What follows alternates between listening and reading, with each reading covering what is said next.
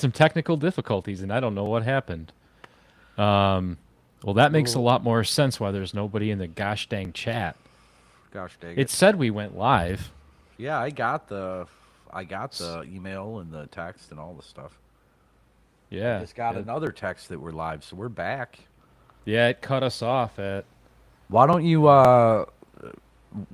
play that TikTok again, and while we're doing that, you can see if you can drum up some guys back into the chat, and then we can Okay, rehash. well, why don't you? This is going to be the easiest way to do that. Strip down. Okay. All right. Well, welcome back to the fan forum. We thought we went live. Hell yeah! See, that's how I get confirmation. The We got a doctor's in, chat. guys. We got a chat. The doctor's in. So we were live. Hitch and I were doing some ranting and raving for about 10 or 15 minutes. It We'll was call it gold, practice. pure Oh, it gold. was gold. It was gold. So, yeah, we want to say, first of all, we're welcoming the Hitch Father, the Pod Father, the Almighty. Welcome back to the show. He's been gone, multiple countries, different passports. We won't get into the fine details or his aliases, but he's back with us. And, we wanted to jump right into Jared Goff. He's out there putting his heart out on Netflix. Hitch sent me this really emotional TikTok, and we just wanted to share it with you guys, and we'll rewatch it again.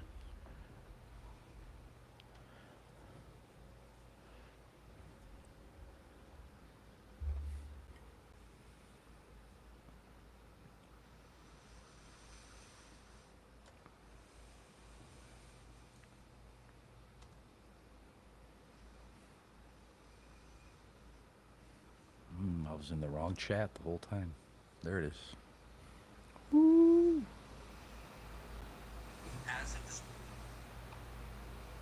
Ooh, I got sound for a minute.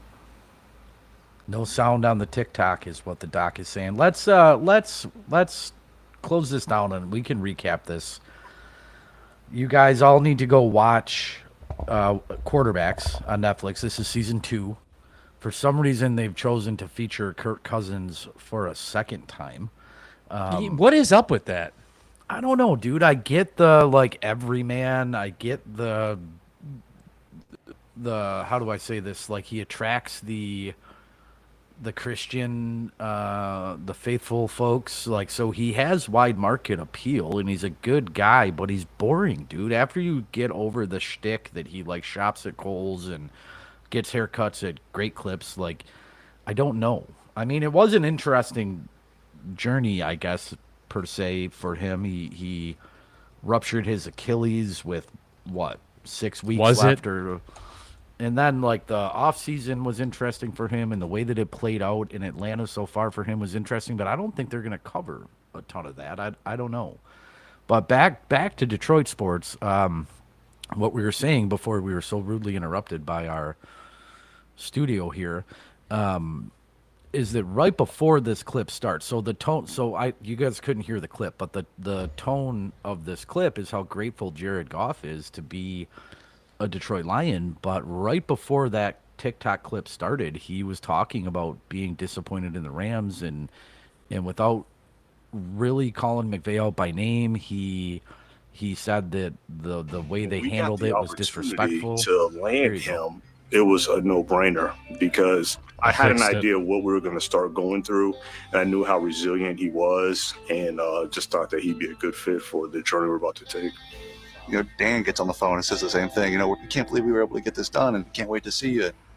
I remember the call and I remember my excitement, and I wanted to make sure he understood how excited we were, how excited I was. You're going to be part of the foundation. We're going to build this from the ground up. You're going to be a huge part of this, and you're ours. Like, you belong with us. We're going to be tied to the hip. It kind of brought me from this moment of like picking up the pieces to like reinvigorated with this energy of like, oh, like this is what it feels like to truly be wanted and to have, these guys behind you. And I hadn't felt that in quite some time. I was going to dinner with my friends that night. I remember you called me and you told me the news. I remember you were like will you come with me? And I was like, yeah, Detroit. Like, I Still don't even better know. than Kelly Like, I didn't Stafford. know. I've never She been to didn't hesitate. Michigan. She I didn't didn't. On the hesitate. Kelly I was scale of I was Stafford to getting myself into Kapowski, in a good way and a bad way. she's- I can't she's imagine high up. like having stayed in LA that whole I time. like that.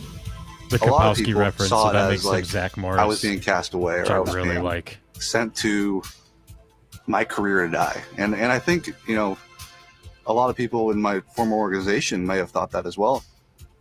For me, I saw it as what an incredible opportunity to be somewhere that has hate never that he has won to wear a and mask. has never been to the top of the mountain. And I miss how wearing my mask. incredible would it be if we're able to build this thing into a winner? You I mean, just that's my wanna guy. Be a You superhero. know, that's my quarterback. Every head coach has got a quarterback. If you want to have success, you better have a quarterback. And I got one, Jared Goff. To be able to be with a head coach who's a first-time head coach and a GM who's a first-time GM, and be able to be the first decision they made when they ugly got polo. here and prove them right. And you know, how great of an opportunity is that? And sorry, I'm trying not to cry, but it's been so incredible to build with them. But that moment of hearing them on the phone, knowing that the opportunity that I had here was special. Man, that's that's heavy, dude. I want to just I want to watch it right now.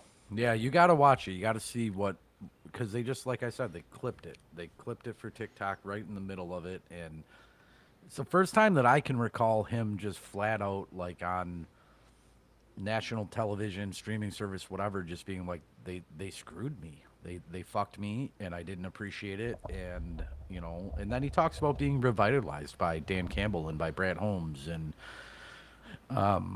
it was cool. It was really cool. You know, he's watching that and hearing him talk so transparent and honest. It's so refreshing, but it's also a continuation of the attitude of this organization, right? These guys don't they don't sugarcoat shit, man. Like, I watched a clip of Dan Campbell, and maybe this was part of Netflix, and he's got the guys in the tape room, and he just says, this offense, this is all on fucking you, man. Like, and he is just, you know, we need to get out there, know the fucking playbook, and we are and I'm just like, dude, I don't know what you need me to do for you, but I'm gonna I do will it, do it. right? Yeah, Hell I'll yeah. do it. Like, it's that intense. So I'm just really excited to see what's going to come out of this season, because you know, I'm scouring the internet looking for all this negative Lions talk, and it's just kind of like very fun. You know, it's like we've been elevated to that next level of respect, right? And I'm really excited now to just watch. I don't want to say with the expectations changing, but let's be honest, Hitch, we have to raise the bar. We can't be like little happy schoolgirls like we were last season. You absolutely have to raise the bar, but the real question is what is the actual bar, and what is the metric by which you measure? Because you can't expect them to go 15-2 again. Correct. Well, I don't think I anyone. expect them to make the playoffs. That's gonna be. I would have expected that last year, right? That was the bar was set the year before for them to make the playoffs. Now I expect them to win 2 fucking playoff games. Yeah, of course you don't want that first round bounce again. And we've talked about this before. It's nothing new, but the whole idea of this window, you have your nucleus together. I mean, obviously, besides for the retirement of Ragnar at 29 years old, Yep. is a setback, but the window is open as long as you keep the nucleus together, right?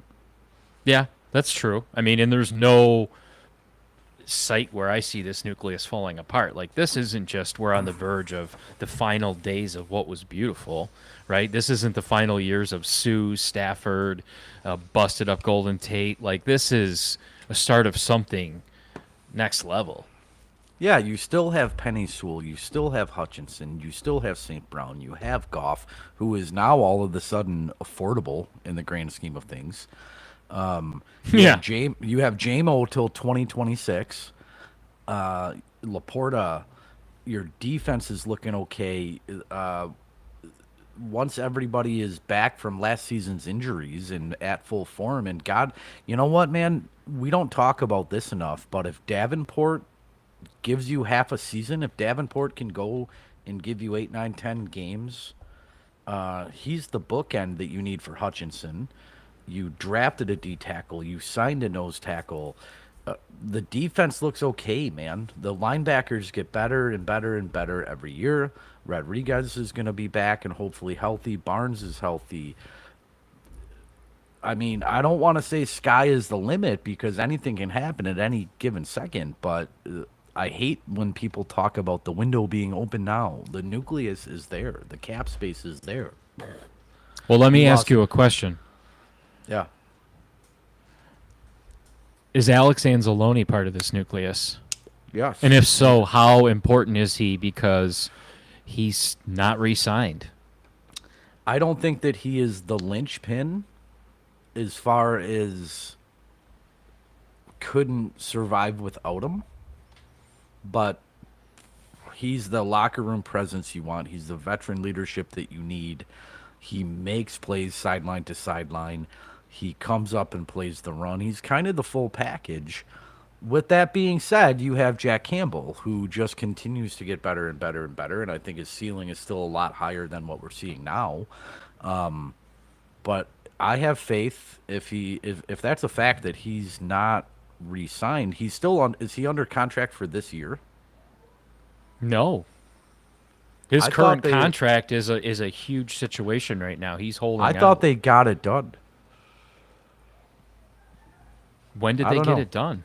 Maybe I'm wrong. I mean, maybe I'm wrong. I've been too busy to get on here. I've been too busy to think straight. But Alex Anzalone is not going to go play somewhere else. He's not going to sit out and miss games. And if you got to give him another couple $1 million for a year, give it, or laden it with incentives and just do it, right?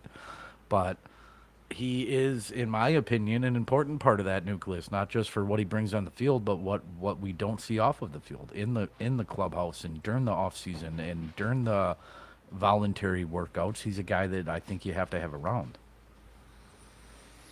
Hey, listen, I agree. And, we said that about Zadarius Smith. We said that about a lot of guys. But when are they going to get signed and what are they going to pay him? And I think that's the biggest thing. And I really feel like with some of these guys, Brad just goes, we're just going to let the market kind of hit rock bottom and call you when the timing is right. Because what's the difference between now and a month of picking up Zadarius Smith or extending Alex Anzalone? I don't know. You tell me. Zadarius Smith still being out there is very interesting to me. We have the cap space. He wants to play here. He still resides here. He has Yes. relationships here. Maybe they're waiting till week 3 to see what Davenport looks like. I don't know. You're rolling the dice to see if he'll still be there. If Anzalone is still in question, you got to get that done. And then if Zadarius is here and still wants to come here, get that done too. Give him a 1 year laden with incentives. Give him $10 million. Who gives a fuck? Okay, the Deuce says, we'll call it out to the chat real quick, but he's telling us this coming season is last of Alex Anzalone's. So he's holding out in camp with the intention of trying to to get the long-term extension. Okay, so Okay, he's going to that's fair. play. I thought Thank so. you. Thank Yep. you. We have someone else in the chat. It looks like their name is just the. That's the Unless do. Is that the do? So he said, who is the nucleus? Did I already answer that question? Yeah, you kind of did, really. As he asked, he kind of inspired me to ask that question. So Sure. I think you answered who the nucleus is, and obviously you identified Anzalone as a key piece, which I agree, right? He's somebody we brought in here to start the band, right? We're not putting the band back together, but to really start this band. So he's he is like a founding member. he is a founding member. He really is. If he's the Phil Lash, who is the Jerry Garcia? Is it Goff?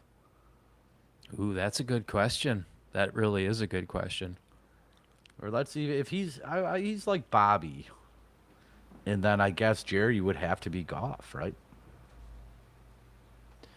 Would you, a core founding member of this team is a big piece is Hutch too, For And sure. Hutch is bigger and jollier, and But he was a draft pick as well. I'm talking about like when the rebuild started. Okay, yeah, that's fair. I guess I'm just looking for big guys because Jerry was fat. True. No, I think you're onto something. Yeah, and that's a great analogy because we mentioned we need to get my albums back up here, and this would Right. be a great time to transition into that because yeah, really, if we're piecing together the great rock band, right? A core member would be Alex Anzalone, Jared Goff.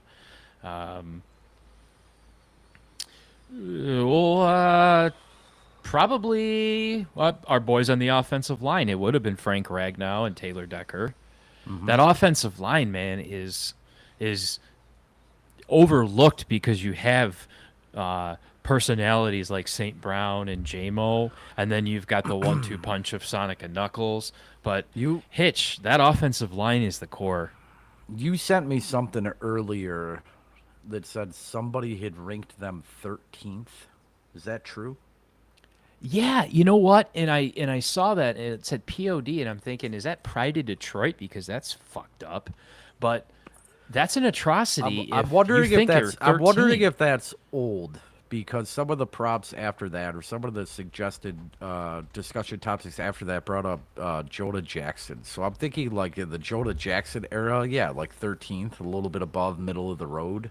Dude, no. Here, I thought the same thing too. July 8th, ranking the NFC North's offensive line for the 25 season. That's today. And, ugh. Not saying ChatGPT doesn't know what they're talking about. Well, I mean, fuck, dude. You lose your center, that's huge. But Here you go. come on. Let's do this because, you know, my sensei would be telling me, share the damn screen so they know what you're talking about. Okay, so the Lions have been the prototype of an elite offensive line in the NFL over the past few years. But is it time to shift the dynamic of the division? Jesus. According to PFF, there they go again. Fucking PFF. That answer may be yes. On Monday, they dropped their offensive line rankings for the 25 season, and the Lions rank 13th in the NFL. We're third in the division, ranking behind the Bears. There's your Jonah Jackson comment. The Bears go out and spend $1 billion in free agency to retool their offensive line. Now, I understand that spending money in free agency is effective in football, probably more than any other sport. But how can you say that this offensive... Well, okay, here's the answer. I'm going to answer my own question. On paper, when you look at the totality of the unit, the depth of the unit, maybe I could see a planet where someone like fucking PFF is saying that the Bears have a better offensive line than us. But when you look at what Sonic and Knuckles were able to do, you look at the time that Goff got in the pocket, you look at the creativity of the play calling, which I understand now maybe residing in Chicago. But when you put all of that together and you have a veteran, two veterans on that line, and then Penny Sewell is considered a veteran now, and he's considered an anchor, and he's probably considered the first or second best tackle in the league, right? And then you have Mahogany, and you have Frazier, and you have the Motor City Mullet. And granted, these guys aren't proven in the NFL, but you just spent serious draft capital and are plugging in starting offensive linemen right out of the gates from big schools, from everybody's beloved fucking sec. So you can't say that we're 13th and third in our division. That's PFF is full of shit. and this just proves my point, right, too, that the only podcast you should listen to is our Fan Forum podcast because they do their own Pride of Detroit bullshit podcast, and they kind of back this up, right? And they kind of cuck up on this conversation and jump right on. Is that Matt Derry, I think? No, it's not. He does the Locked On Lions. Locked Matt On Derry Lions, wouldn't okay. do that. I No, like these Matt Derry. these boneheads, dude. Here's where you're falling into the media trap, right? So you've got a team like Detroit who is not a sexy team to cover their offseason moves, right? There's nothing sexy about this team if you're looking for ratings on ESPN or the Pride of Detroit podcast. So you're going to sit here and you're going to say, Jesus, let's go back to when we were in 11th grade and we evaluated teams based on how many cool free agents they signed, right? Yes. Let's play Madden 2006 again in your basement. That's all they did. Yes, on paper, the Bears win the contest of who went out and spent the most money on an offensive line. Well, they did. You're going to give them an award for trying the hardest at their offensive line? It doesn't work like that. We strategically built our line, and the only reason you're even saying that is because, Jesus Christ, you got no frickin' brains, dude. I mean, the Motor City mullet, in my opinion, everyone will eat their frickin' words on the whole Frank Ragnow retiring and they had no plan. Okay? They had a plan. That's who their plan is. And from what I'm hearing, what I'm seeing in the videos at camp is he looks just fine. He looks exactly like a replacement for Frank Ragnow. A rookie? Yes. But a replacement and a good one? Nonetheless. So there's my rant. I love the rant, man. I love that I'm not the only one ranting, and I love it. But we've talked about this before too. It would be naive to think that you could just replace Ragnar. You can't. You can't. You can't. But you had to have an idea, and we've said this before too, that retirement was, I'm not going to say inevitable this year, but possible. Probable, likely, I don't know, but they went out and they spent draft capital, and when they're drafting Fraser in the third after drafting the mullet in top of the second, which I was elated with. He was the only one left on my big board that I really coveted to us at that point, but they had to have known, and they spent high draft capital to beef up that unit. And now we're sitting here where, no, you can't replace Ragnar, but you can do the best you can without going into free agency preemptively and spending $1 billion. You do what you have to do by making these picks, and now this draft makes a ton more fucking sense. We all liked it right out of the gates, but now it's even better. We call you the Podfather. We call you the wise one, and there's a reason for that. And that's what you're just saying is, listen, if you know Brad Holmes like you and I know him really well, personally, if he spends draft capital on you, you're part of the plan. He doesn't go out like a Matt Millen or a Bob Quinn and just draft locker room warriors that we know are going to get cut. There's a plan for everybody, and we've done it. We've gone through the list of all the guys they've drafted. There's a few that just haven't worked out, which that's just how it works. It happens. It happens. My God, you could look across the league. Right, but you could see there was a plan for that person, right? Like, let's go back to the Johnny Tavari days and the garbage linebackers we drafted or signed. We never saw a plan with those players, right? Which is why they didn't work out here and why they work somewhere else. So I think, yes, you're correct. And I do want to stop us real quick because you weren't on here last week, but the dude was playing the contrarian and driving me crazy and trying to rage bait me. Somebody's got to do it. Oh, thank you. And yes, you're an inspiration, and yes, we did agree on that comment.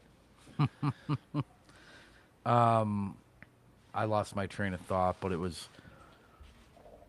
about the draft. So I think that, like, when I got the tweet or whatever, the X or whatever the fuck you call it, that Frankie hung him up, immediately I was like, oh, okay, this all makes more sense. Yeah, right. But, Brad Holmes has been very, very vocal about taking guys that are the best football players. And I think in this scenario of this draft and how post-draft played out with the retirement, I don't think he strayed away from his strategy of taking the best football players. No. I mean, there's always 1A and 1B, right? You're looking at this board with 600 kids on it, and you're thinking, this guy's a football player, and this guy's a football player, and this guy gave us a stellar interview, but so did this guy. So if Ragnar was the picture of health and was going to play at this Hall of Fame level till he was, 34, 35, would we have drafted the lineman that we drafted? Maybe not, but I don't think he deviated from his strategy. I think he let the practicality of this situation play a part. But these guys are fucking football players that will run through walls for you, that check almost every box in every metric. And it just so happened in this case that they're what we need. And even if Ragnar played for another 2 or 3 or 4 or 5 years, what did we learn last year with our first round bounce and all of the injuries and the guys that we were calling up off the street and from the practice squad and pillaging other teams' practice squads? We learned that we need depth. So if Ragnar didn't retire, we were still in this great position to draft for depth. And where do you need depth? You need depth on your offense and defensive line. So Brad was in this position, I think, where he's like, we're beefing up, we're fleshing out this roster. Some of the free agent moves they made too, which ultimately I really like, but they were depth moves, right? Dude, way to toss in rape, beef, flesh, all just tied into one. Way to bring it back. I didn't want to use the R word because of the algorithms and the YouTube police, but pillage. Whatever. Pillage works. Well, dude, you just highlighted the intricacies and the beautiful brain of Brad Holmes, but there's also another general manager in this town that also, he's not as flashy in the media, not villainesque, but you got to admit he kind of is. He's like a 120-pound skinny white guy who's very unsuspecting, but can put together a hell of a fucking baseball team, dude. And that's Scott Harris. Yeah, I'm watching them right now, dude. It's oh shit. Since we've been live, they scored 2 runs there in the 8th. I have my back to it, so I don't know how they got them, but see, isn't that awesome, man? It's must-see baseball every night. Bob Lesage was texting me that, like, this is beautiful to watch. I accredit it to wearing my Detroit Tigers Alan Trammell jersey. You're welcome. But, no, seriously, guys, we have something we haven't seen in our era. We're familiar with the Bless You Boys, but Hitch, you and I, the Doc, the Do, all of our faithful listeners of our era, we watched baseball that cost a lot of money, right? We watched teams that were put together with a big payroll. Wow, that was so fun to watch. I'll never forget when I got the alert that we signed Prince Fielder, and I'm like, we what? Yep. We did what? And the Torrey Hunter, where he basically shows up at Mike Ilitch's house and says, I'll play for you.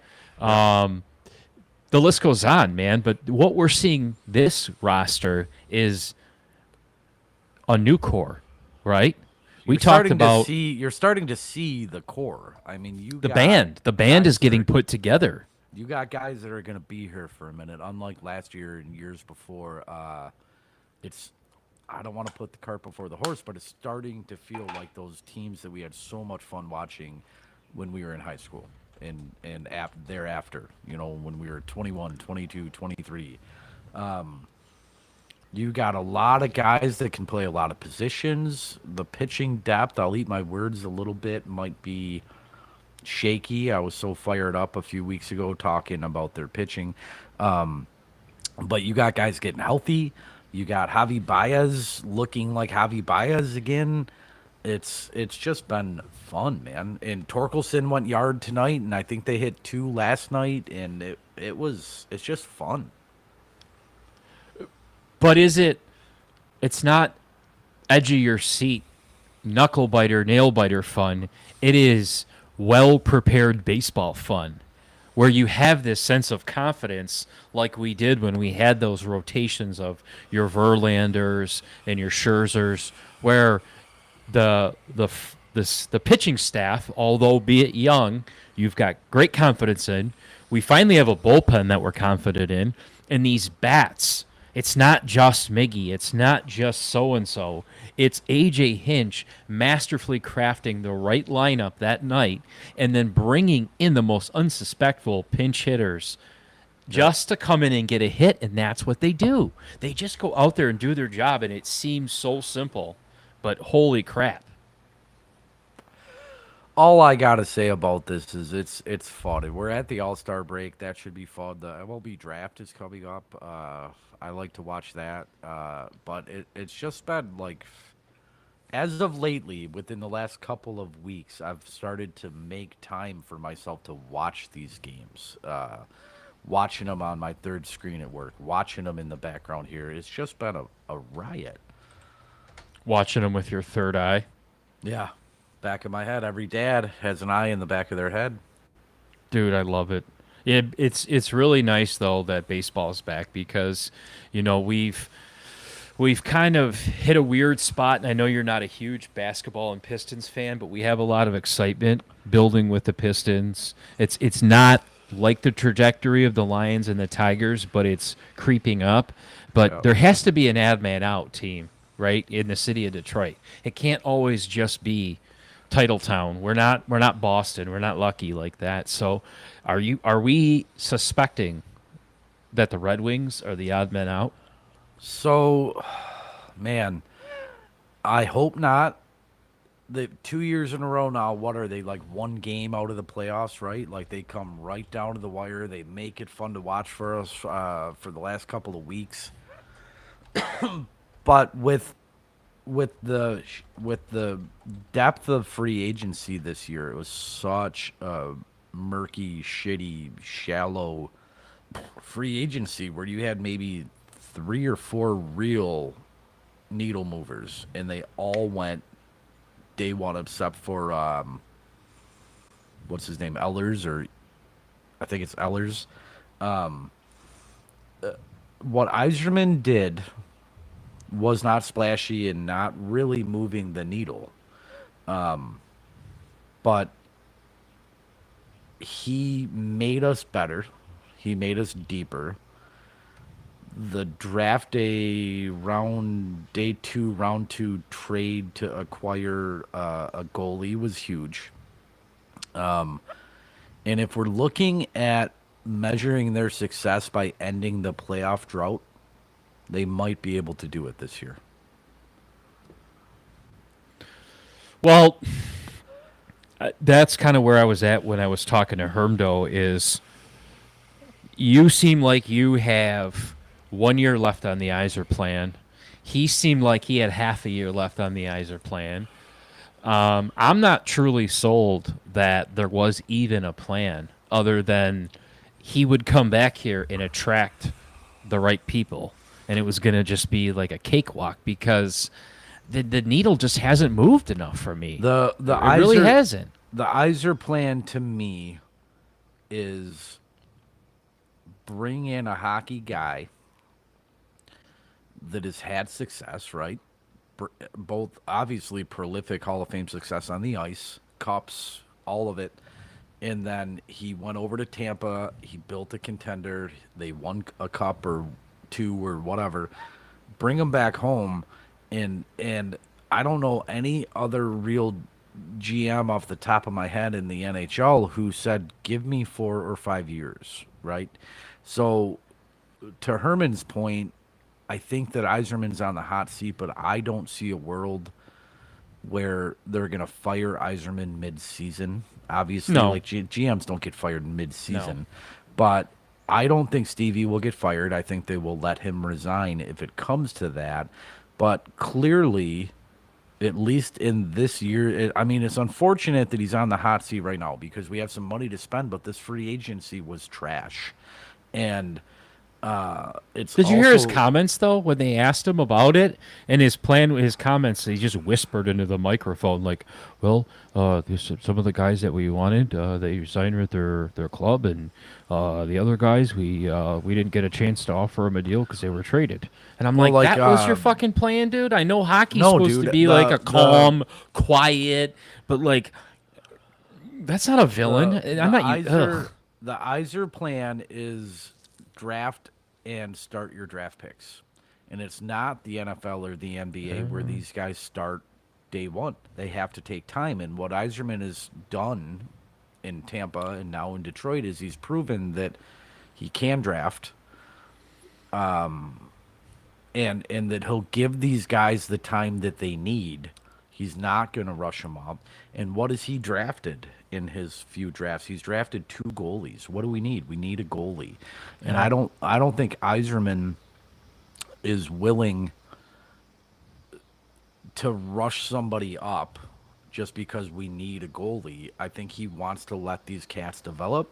He's big on the back checking and being strong on defense and offensive defensemen, and those guys are panning out, right? It's unfortunate that 2 high draft picks spent on a goalie because it takes years to develop a goalie through the system and be ready for the NHL. But Iserman's going to start his draft picks. He's going to find a way to give him time and get him into the lineup. Now, not to say if this free agency was loaded that we wouldn't have spent the money that we had, but he's not going to sacrifice the cap because the times that he's done that, it hasn't panned out. He goes and spends big money on second line guys, on wingers, and it hasn't panned out. So I think the Iser plan says, give me time. We might be running out of time, but not because he isn't trying, not because he's not drafting well. I think you give Iserman this year, I hope to make the playoffs, but you keep him on. Don't talk about it. Playoffs? You kidding me? Got to win a goddamn Playoffs? game before we talk about playoffs. You kidding me? Sorry, it's the first thing that came to my head when you went into that because that's where we're at, man. We made the playoffs how many years in a row? But you know what? We had abysmal hockey, and then we enjoyed epic hockey. And now we have the longest playoff drought, and it's 9 years since we've made the playoffs. And Ehlers was offered. We coveted him. We talked about him. We tried to get him, and he said no. Part of his decision, I'm hearing, is that the playoff drought is too long. You're 9 years removed from the playoffs. I want to go win a cup. He didn't want to cash in and come here and maybe help us get to the playoffs. He wants to win a cup, and that's the point. But if you have faith in Iserman and he's drafted well, you don't fire him. Well, I'm just getting really sick and tired of the state of Florida dominating hockey, and he helped build that up. And now we've got a team like the Florida Panthers where, I'm sorry, call it the Iser plan all you want, but man, there's some fucking aging vets on there that we could have used in the last couple years that have went to these other teams and have kind of helped them win the cup. And if you wanna, I don't know, you wanna go like the Cleveland Brown route. That's not a great analogy because they still don't really win shit. But do you want to buy your team or do you want to build your team? God damn it, we're Hockey Town, man. I don't even think like the Cleveland Brown route, they suck. Like you would have to look at the Patriots maybe trying to bring back Patriots don't dip into the Patriots dip into free agency for a guy like Randy Moss, right? Well, what I'm saying is when your organization is predicated on winning, right? And I'm not saying they're going to do it the Patriot way, the Belichick way, because they're not, right? Vrabel's there now, but they're a winning organization. They're not just going to sit there.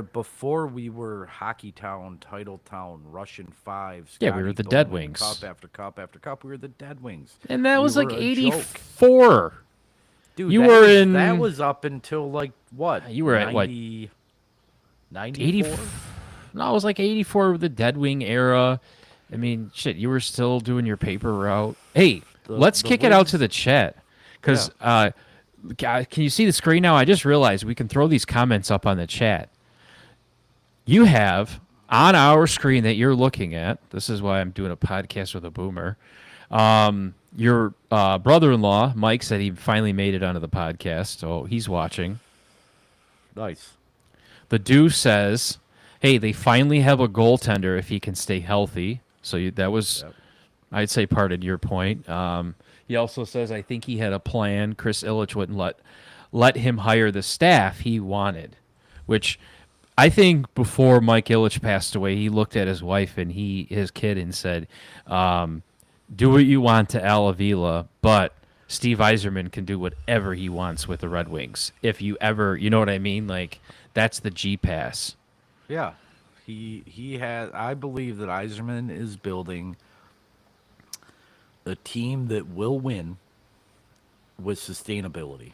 I think he's building a franchise. He's building depth, and a time will come, just like we did when we were awesome, where we dip into free agency and grab. I mean, injuries happen, but Darian Hatcher, we spent a lot of money on. Got Chris Chelios over here, right? A time will come where we're gonna spend, but you have to build the nucleus, and you have to plan on winning for years, not 1 year. I mean, we all want to win a cup, but I don't want to sell out to win another cup. I want to be a good hockey city. I want to be hockey town for 10 more years, 12, 15 more years, and let them cook.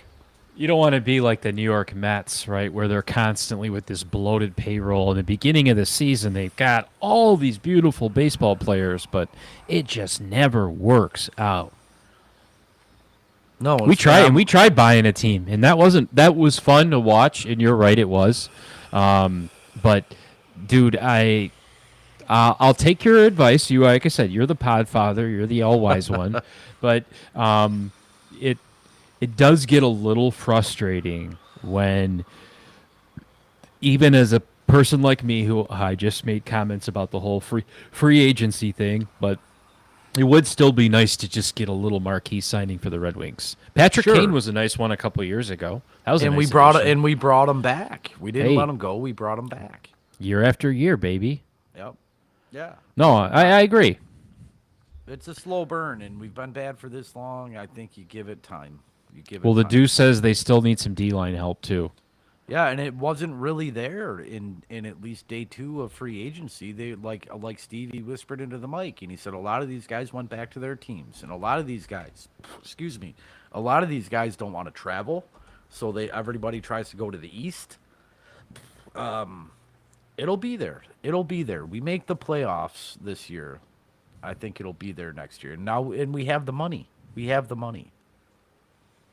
Well, that's true. It is about having the money. And you look around, you Google this shit, and you look at rankings and grades, free agency ranking and post-draft rankings. We drafted well again. Time will tell, but we made logical picks. And then everywhere I look, we're getting B minuses, B pluses. A lot of teams are getting C's. Nobody's getting A's. It just was a weak class, and it's a shame that he might be on this hot seat off the heels of this shit free agency. Oh, well, the doc, man, he says, is this false hope just because it's Stevie Y? You know what he's doing? No, this is what he's doing. He's trying to get me amped up. Yeah. He's just trying to get me amped up. He's baiting us. So I'm not going to fall into that bait because I'm going to trust in the Podfather and just, I guess he's saying trust the process, which I'm going to trust the process. I think even from a Detroit Tigers perspective, none of us would have called this season. We got excited about the way the last season ended, but none of us would have called just the way this happened. No hitch. After the coaching change, it was ridiculously fun.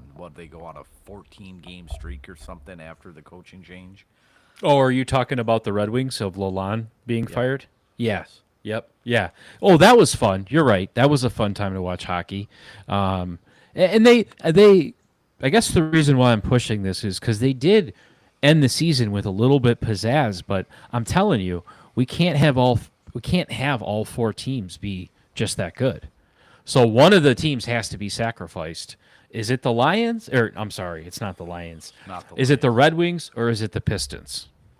Pistons, like you said, are on the upswing. I don't know a ton about basketball, but they made some splashy signings for outside of the arc. A couple of kids from Michigan, right?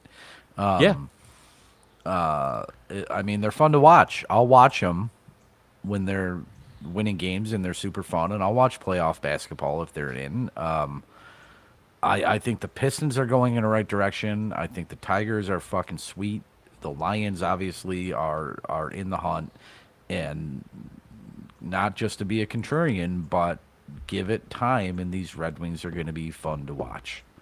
Well, Michelle says amen to that. So you have some Cheers. supporters, sir. Cheers. I'm not the only one out there that says you know what you're talking about. Apparently, we have a few people in the chat that support us. Well, and I know Michelle's hockey acumen and IQ is through the roof, so she's my hub. She's my source for hockey info. You know, and I'm glad our Uncle Hermdo is on. He just joined, and he said he heard rumors of Erik Karlsson getting traded to Detroit, which I sent you that in that little one-pager, and I kind of looked into it, and I couldn't find too much. I know you're anxiously typing away right now, but Yeah.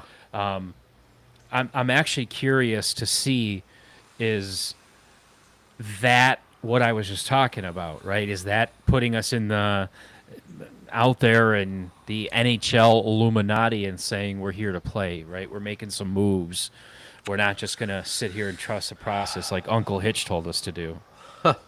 I think when I look up Erik Karlsson, I mean, I think the doc said it in the chat. We need the D-line help. We do, right? Yeah. But if you're trading for a 35-year-old two-way defenseman with a sweet mullet and a nice beard, that tells me you think you're winning now. I don't think Okay. a guy like that during season is going to be the linchpin unless you're hot and you're winning games that you shouldn't have won, and goalies are healthy and everything's clicking, then yeah, a guy like that could get you over the hump. But part of the knock on Stevie is with the three free agents that he did bring in is that they're old, right? Yeah. Yep. They still have skip protection on their CD players.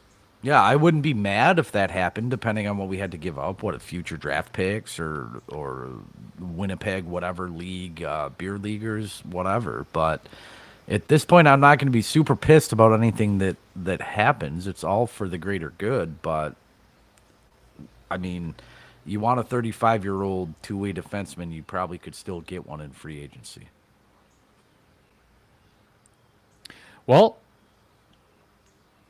the Deuce says Google says there's serious talks between the Wings and Penguins. So for Karlsson. Let it happen. It can't hurt. He's good. It's depth. It's great. Is he our first liner? Is he our second liner? I don't know. I'll let PlayStation tell me when I buy the game, but can't hurt. He also said Doc didn't do it, the dude did, and I'm sure that's just a plug for their. But seriously though, I think this is going to be interesting because you're over here selling me the long, easy plan. I'm saying give me something spicy. I think this is right in the middle. Okay. And I don't know. Maybe this pushes my Pistons over to the team that can't win. You mentioned Levert that they signed. Hermdo says people complain the Pistons paid too much for Levert. But he's right. We're a bottom dweller for the last 15 years. All right. Well, you're our Pistons authority, so keep talking to Hermdo about Pistons while I go dark for a second here. I'm not even going to mute you. I'm going to let you figure this out yourself. I'm not muting myself either. I'll tell you what. If you guys see some things you're not supposed to see, then that's on you. He doesn't know I can just turn the camera off. All right. So the point I was trying to make is we really, I think, got to that level where we were close to not having to pay guys like Levert 15 years. Or, I'm sorry, Levert, the money we paid him. But then we offer a guy like Malik Beasley a contract. And they say, nope, he's being federally indicted or he's being looked at for this indictment for this points scheming thing with this mobster in Pittsburgh, apparently. And it gets me thinking, like, oh, crap. Back to what Hermdo said, we're going to be looked at as a bottom-dwelling organization. We let a guy like Beasley come in where other teams are like, yeah, it's kind of why we let him go. And these are the contracts we're going to have to pass out, right? I'm not overly concerned too because the funny money in the NBA, I think they're going down a dark path of ruining free agency. So we can get in that in another episode, but let's check on Uncle Hitch and see where he's at. Let me see. Oh, where is he? I didn't kick him out, did I? I hope I didn't kick him out. Hitch, you know damn well how to get back in if I did kick you out. And just to be all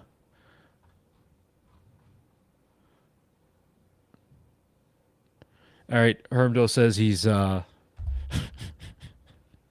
he says I'm wearing my Pistons hat and nothing else. Oh boy. Well, I'm convinced if I didn't mute Hitch's screen, you'd be showing seeing what he wasn't wearing. I think he had to take a potty break.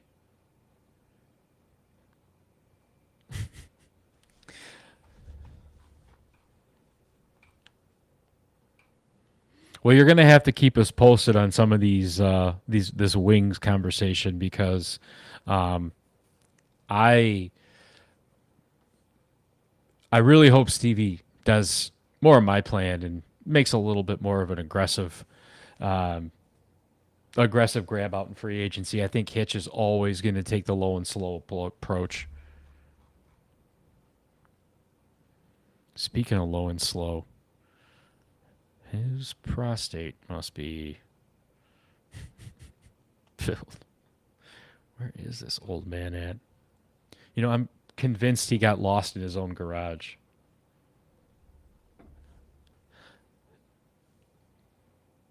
And if you've seen his garage, you'd understand how hard it is to navigate around. It's 4 stories with a nuclear fallout bunker. It's quite interesting, actually. Well, while Hitch is on his way, while he's wiping back to front, hopefully, I want to thank everybody who's hopped on. I know the first 10 minutes of this didn't start out so hot. We logged on and we went live, and for some reason, within the first, 5 minutes, it kicked us out. So we got back in. We're trying the later start time, which I don't know if this works for everybody, but Hitch and I were talking closer to football season. We're going to start doing the lives like Sunday or Monday.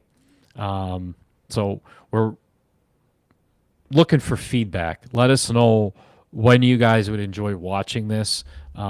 We can record this crap anytime and put it out there, but I think we all agree we enjoy these lives, especially when we're in season and there's stuff going on. So feel free to put it in the comments, whether you're watching this live right now or you're watching this on playback, but when you'd like to see these episodes, when you like watching them, what platform you like watching them on. I know some of our friends are Spotify dudes. All right, we got Hermdo back on. He said Yzerman is a hard GM to work with. According to agents, they missed out on a lot of guys who weren't even top-tier players. So that's a good point to bring up because Brad Holmes seems to be an angel to deal with. Agents, I've never heard anybody complain about the Lions organization. I know nothing about the Pistons front office and how they are to deal with. And Scott Harris seems to kind of be like a Brad Holmes guy. If you're worth your money, he's going to pay you. He falls in love with guys that he's really passionate about and says, come here and I have a plan for you. But yeah, Hermdo, Yzerman is so awkward and weird. Like, again, I know it's hockey and you're not supposed to have these very out there personalities like you have in football, but Jesus Christ, look alive. I mean, he's a good-looking dude, but have a personality. Like Darren McCarty has a fucking personality. Make him do all of the interviews. Make him be the Chris Spielman of your team, right? They're just falling a little flat. Okay, so we got here. What's the do say? Sundays after 7. Doc and I have a 7 p.m. Sunday show to do for our channel. That's right. So check out the Doctor in the Do. Check them out on. Maybe you need to let me back in. Oh my lord! It says he's hidden. How do I unhide Uncle Hitch? I did that for his own benefit, by the way. Hitch, I'm going to figure out how to unhide you. Oh, there you are. Oh, I'm back, He's back. Listen, that was for everyone's benefit because what you were going to do, I did not need to have like your grandpa in the bathrobe. Grandpa, get back in here. Everyone can see you. I didn't need that moment, guys. I really didn't need that moment. I mean, I was scrambling, and this time I feel like it wasn't me, right? No, it wasn't you. All right. So No, take back all those dirty words. No, it can't be done. Well, did you hear anything of my useless rambling? Oh, I did. I could hear the whole damn thing. I took like a 14-second pee and couldn't get back on. Perfect. Well, excuse me. So I was thanking everybody, and I think as you light your last cigarette for the evening, because I do have to depart us shortly. We hit some good points. We've got the Netflix thing, which I'm gonna probably watch right after this. I'm super excited for that. Can you give me an update on the Tigers game? Did they win? Are they losing? What happened? I think it's over. I just turned it off. It was 4-2 in the 8th. Pretty sure they pulled it out. Okay, perfect. Yep, 4-2. 4-2. Yeah. Perfect. The Pistons seem to kind of be stuck in purgatory with not really sure what they're going to do. They're still kind of paying top dollar for low-end guys. And then we've got our Red Wings. We hit on that. We got some conversation about potential trades. Got a lot of fun comments, too, in the chat this week. Yeah, dude. Look at your Chat GPT breakdown that you sent me, and let's fire off one more football question. Let's end this with football. Anyone in the chat? Anything in our notes? Let's end on football. Let's do it. Okay. Oh, look at this. So we're going to do rapid fire. I think this comes in here. Let's do worst Lions memory. Oh, God. Oh, God. I'm going to go outside of the box, man. I'm going to stray away from the obvious, the process of the catch and the taking the wind and the early Barry retirement and all this shit the shit that you can't make up. But I'm going to stray away from it.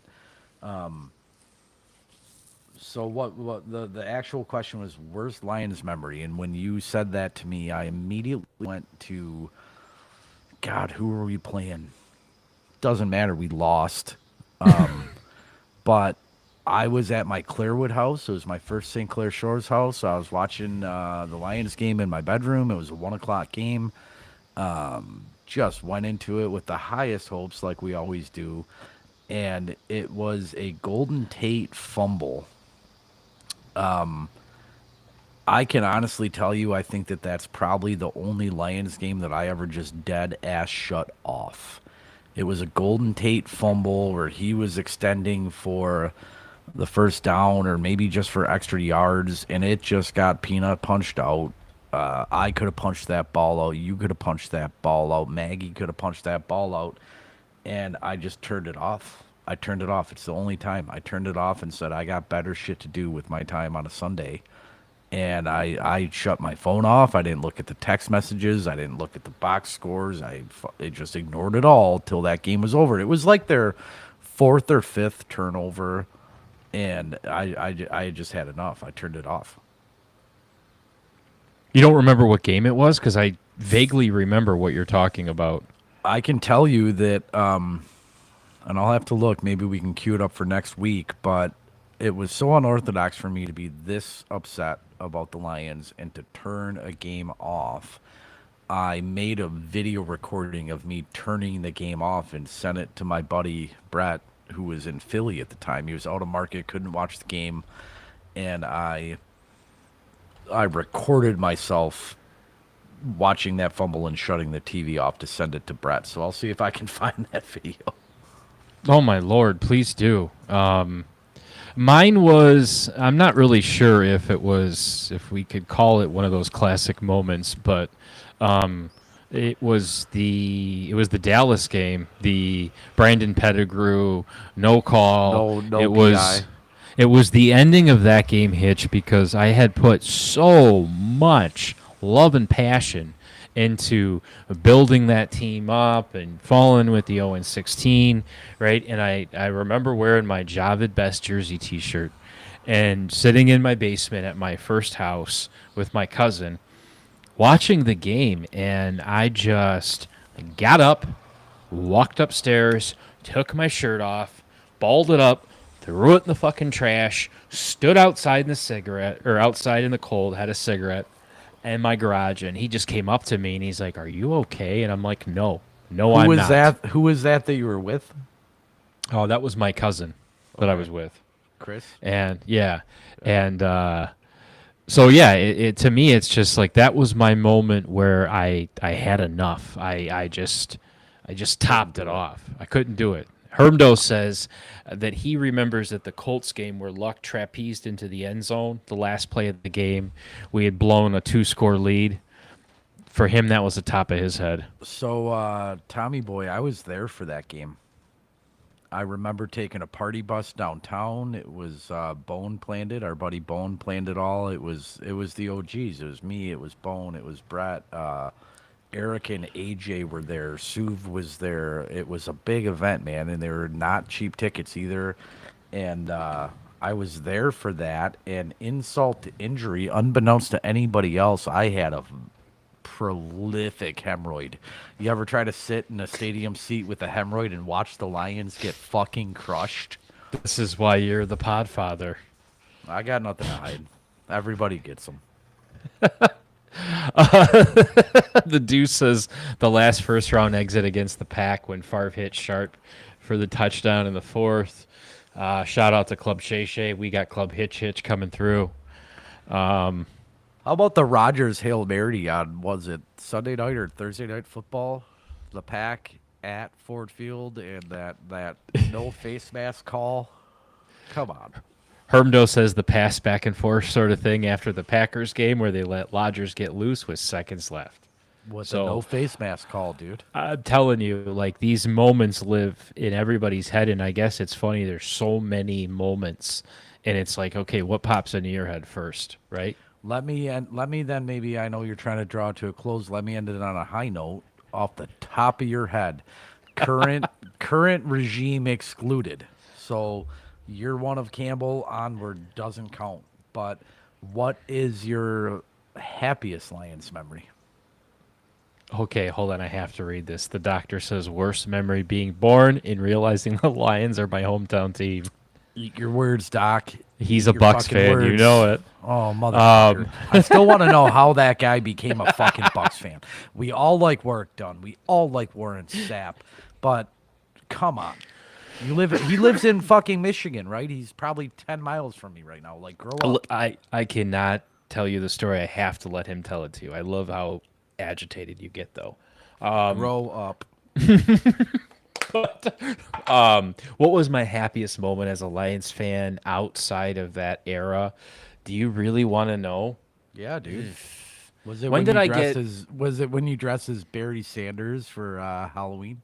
No, but that would be a great picture that I can throw into the edit. I would probably have to say what got me super excited, and you know what really came to my head is when Jim Schwartz sat out front in Kyle Vanden Bosch's house on free agency, and Okay. he said, "I want you on Kyle my team Vanden Bosch was with a the dog. wide 9. Dog.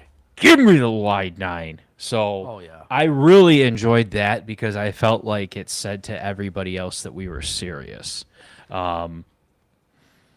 It's really important that I say this because Hermdo would like some more Hemright chat. So I just want to throw that back So, at you, Hitch. I You're see not Hermdo. wrong. Go ahead. You're not wrong. You're not the only one, dude. I see Hermdo, and this is on my list of happiest Lions moments, but it has such a dark cloud for me. Stafford's comeback against the Browns after taking a brutal injury. Okay. Absolute epic. So Herman knows this, but I don't know if everybody else realizes that the clip of Stafford separating his shoulder and then refusing to leave the field, playing hurt, throwing the touchdown pass to beat the Browns is the longest uncut clip in the history of NFL Films theaters. It is iconic. It is fucking unbelievably awesome. I was at that game. I was at that game with Ronnie, myself, I think Jim Bell, and Chris John. And Chris John, a guy that we knew in high school, his dad was a member of the Detroit Athletic Club. So we Guys, I got- just want everybody out there to know I'm going to fact check this with these guys. Don't worry. you Keep going. can fact check all day, dude. I don't often admit this to people because it sucks. We left that game because Chris John's dad had a private suite or something at the DAC, and we wanted to get there to crush drinks and hang out. And that game was such a shit show, and we left. Bill, And I this is what you remember- missed. I remember walking from Takes the Ford Field snap, to sets the DAC. pocket, rolls left. This is going to be Yep. it. He's got to get rid of it. Stafford sets, looks, now running back to his right. Stafford looking for somewhere to go. Listen to that scream. Oh! He pushed him. It's going to be first and He goal pushed him. Lions. Stafford's dad. He's Listen to laying that. Dad on the field. Don't touch me. Don't touch me. Don't touch me. No Get time off on the me. clock. The Lions will get one play. Raiola. Dan fucking Miller, too, man. God, I could do this all night. What, him screaming? Just this. Look at this motherfucker. His wife sucks, but he's a gladiator. 11. I can throw the ball if you need me to throw the ball. I can throw the ball if you need me to throw the ball. It's out. It's out. It's out. This is iconic. This is fucking iconic. Shoulder. Oh, my Lord. And the Like, I Browns can will take feel a the pain timeout. right I'll tell you, now that's in my probably a hand. good thing for the Lions. Hey, that's the timeout. I can play, right? I can play. I can play. I can Give throw me- the get ball the- if you help need me me up. to. Get the fuck off me. I can I throw the love ball this if you need me shit. to throw the ball. Is Stafford coming back in? I think Stafford will come back in the game. Got to stuff it. God bless him, man. Watch. I can throw the ball if you need me Just to throw the watch. ball. At this point, I was like in my Want that or suite not? or in the elevator at the DAC. Far right corner. You're probably in the bathroom right now. Can't zip your pants up. It's out. It's out. It's back out. Don't touch me. That kid just showed some real grit. Number 80. Throws it to Brandon fucking Pettigrew. four, dude. Brandon fucking Pettigrew, one of the most underrated tight ends in Detroit Lion history and NFL history. He was the fucking sixth offensive lineman with hands. He could block. So that I want to think of that as my best Lions memory of all time. I could have, and should have been there for it, but we had a handle of captains at the DAC that we wanted to get back to, right? Well, But- before Stevie Ray Vaughan somehow and Steven Tyler enter this story, Jesus Christ. let's just say that is probably the most intense moment. And what word did he just say? That man's got grit. Listen, cue it up. I know you can find it in a second. I think I shared it to the fan forum today. My happiest Lions memory is watching the clip that you're about to show. And after you show this clip, I'm going to tell you where I watched it. It was the fake spike against, I think it was Dallas, the Stafford fake spike. It's on the top of the fan forum right now. Stafford fake spike. Good Lord. You're just pulling out that Stafford love right now. Dude, every time I get all lubed up and raring to go, you're like, oh, I have a family and I have to go have dinner. Only takes you an hour and a half. Hold on. Let's see this real quick. I lost my link to the fan forum, but I found it on Facebook. Take it down. Did he get into the end zone? Yes, he did. Touchdown, Detroit Lions. I've been around 5 years in this place. I've never been around a drive like that. We ran it down their throat. Every player can talk about it. That's what I'm talking about. You got to put your ass on the way. We're going to need more of that. That's what I'm talking about. Look at the black animal cracker hat, dude. That's a nice hat. Oh, we got to get to the end. Sorry. Yep. Yeah, get to the drama. Whoops. Get to the drama. They were coming. Reggie Bush! Go back a little bit so you can hear him screaming. Go back. Just 10 seconds. There you go.